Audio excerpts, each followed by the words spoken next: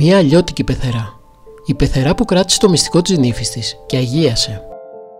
Όλη νύχτα η Νίκη, η νεαρή μάνα με τα δύο μικρά παιδιά, γύριζε στο στρώμα της. Πώς θα το κρατούσε μυστικό το ότι μεγάλωνε μέσα της ένα νέο παιδί, που δεν ήταν το άντρα της, ο οποίος έλειπε στην ξενιτιά.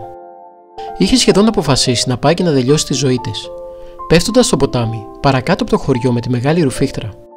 Τα παιδιά θα τα άφηνε στην πεθερά της, που έμενε μαζί τους και ήταν χρυσός άνθρωπος. Το πρωί αποφάσισε να της πει την τρομερή της απόφαση. Το κακό δεν θεραπεύεται με κακό, αλλά μόνο με καλό θα το λύσουμε το θέμα. Η αρετή, η εφευρετική πεθερά, είχε ένα αγροτόσπιτο στην άκρη του χωριού και μέσα σε 20 μέρες αφού το άσπρησε και το ετοίμασε, μετακόμισαν εκεί μάνα, δύο παιδιά και η πεθερά. Στο χωριό είπαν ότι πήγαν νωρίτερα για να είναι έτοιμοι και θα παρακολουθούν το σιτάρι για τη συγκομιδή. Πέρασαν 5 μήνες. Η Νίκη γέννησε και η πεθερά, σαν μαμή, την ξεγέννησε και άρχισε να περιποιείται το νεογέννητο. Μετά από 25 μέρες η πεθερά έβαλε σε ένα καλαθάκι το μωρό και πήγε στο έπατο χωριού και το άφησε στην άκρη του δρόμου, κρυμμένη κοντά για να δει τι θα γίνει.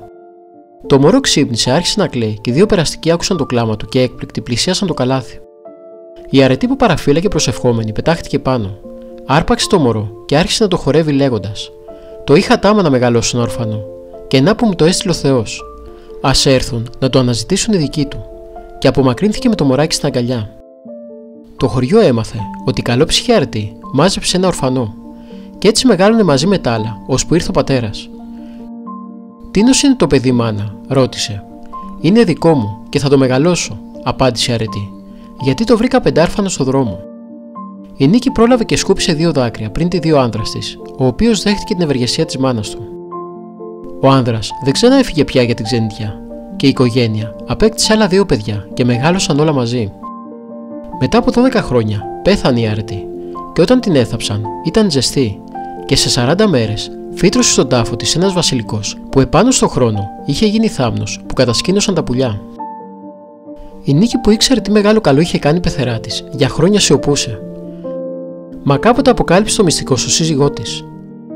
«Αφού η μάνα μου δεν σε κατέκρινε, ούτε κι εγώ», απάντησε ο άνδρας της. «Σε συγχωρώ», της είπε. Ήταν ο γιος της μάνας του, καλός σαν εκείνη. Αυτοί είναι οι πραγματικοί χριστιανοί. Έχουν στην καρδιά τους μόνο αγάπη και συγχώρεση.